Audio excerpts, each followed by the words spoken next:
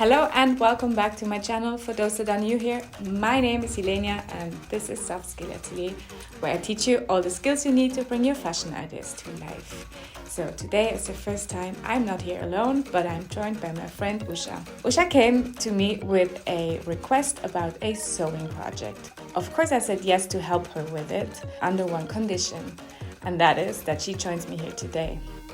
So, do you want to tell me more about your project? Yes, I have this jeans here and I want to make a skirt out of it, a long skirt with a slit in front. All right, sounds like a good plan. I would say this is not too hard to do. The only thing I can tell you already now is that we're gonna have a lot of seam ripping to do. And I would say we start with this right now, but first we look at all the tools and materials we need for it. So let's do it.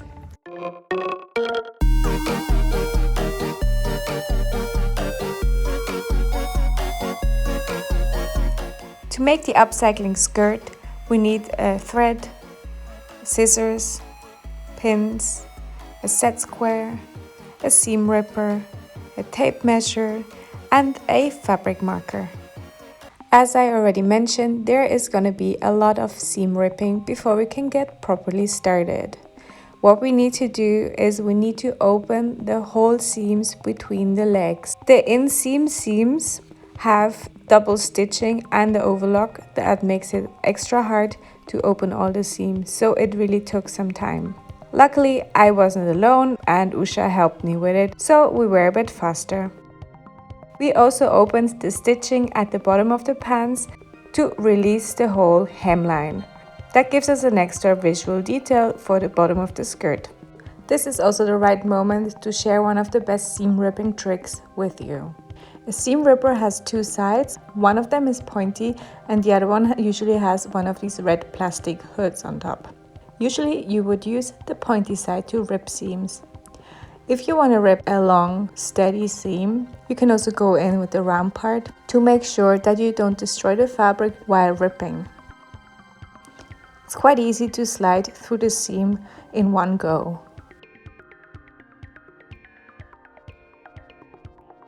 After the long process of seam ripping and taking out all the leftover threads, I laid the dissected pants on the table and you can already see that it slowly starts to look like a skirt. The seam that usually would form the crotch is now layered on top of each other and I'm gonna pin them together to prepare for the first fitting. While pinning the two front layers together, I make sure that I don't pin by accident also the back part. As soon as all the pieces are pinned in place, it's time for the first fitting with Usha. At first glance, it already looks very much like a skirt. But there's a few things that need to be changed to make the perfect fitted skirt. First of all, I had to repin the overlapping parts because they were pinned too wide.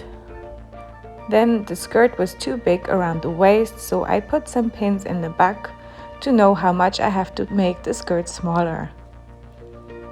The skirt was too long and she could literally clean the floor with it, so we decided to shorten the skirt too. But we both agreed that the current hem of the skirt needs to be saved. So I will shorten the skirt and reattach the hemline to the bottom of the skirt. After some consideration, we decided not just to sew some darts into the back of the skirt to make it more fitted to Usha's waist, but to first take the whole back seam apart, move the back pockets, and shorten the waistband. It sounds like a surgery and it also feels like one. So I'm back on my favorite task again, seam ripping. When I finally ripped all the seams that needed to be ripped, I started the process of reattaching them. First, I take care of the new width of the back seam. I pin it and mark it from the inside. I make the skirt smaller on the waist and then mark a smooth line that eventually lines up with the original seam line around 20 centimeters further down. And then I sew that new seam. Due to lack of film footage, I can just explain what I did here. I cut apart the waistband and shortened it to the new waist size of the skirt and sew it back together. so that it now lines up with the newly sewn back seam of the skirt.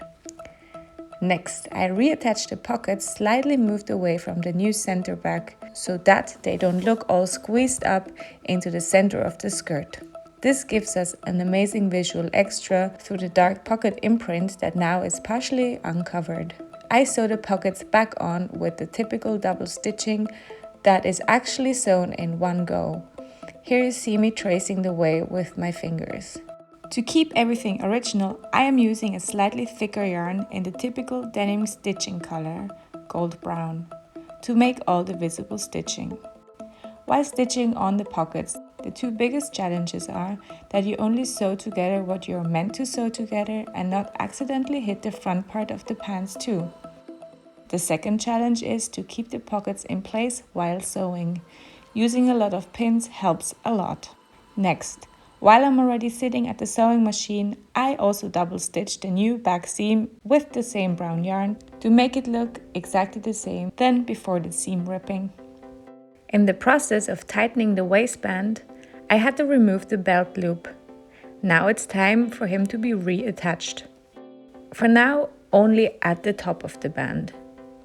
I stitch it on while I also reinforce the upper stitching of the waistband. I had to also partially remove the stitching in the process.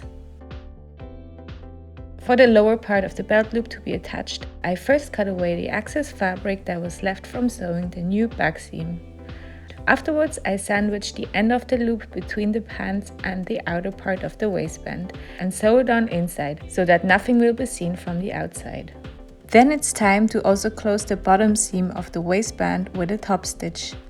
And then finally also the bottom part of the loop gets reattached.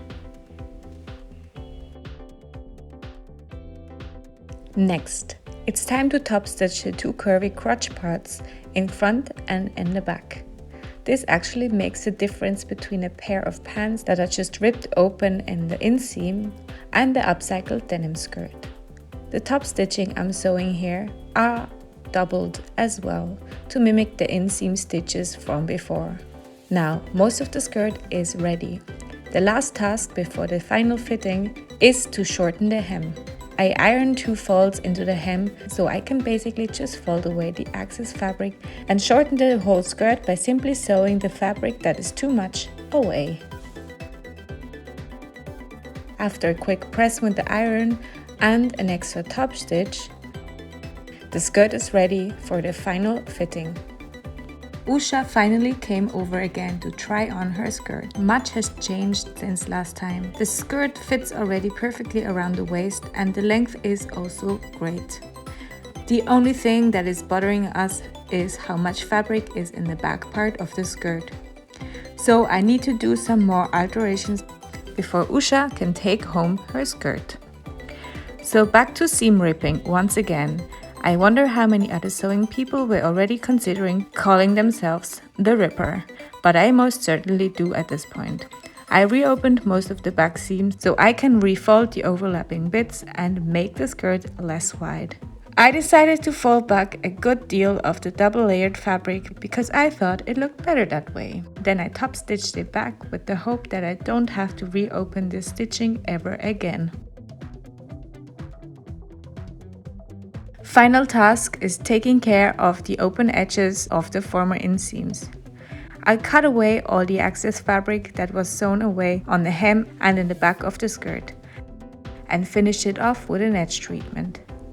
We decided to give them the same top stitching to keep everything smooth and in the same aesthetic. The only raw edges we decided to keep are the ones on the hem. As a last act, I gave everything a proper press and then it was time for Usha to try on her final skirt.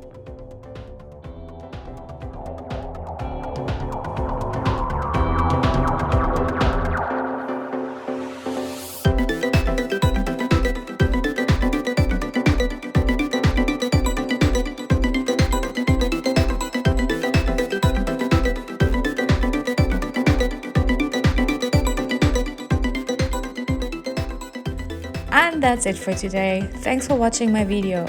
As always, I'm super happy to see the results of your project. And if you like what I do, make sure you comment, like and subscribe to my channel. So we see us next time again. Bye!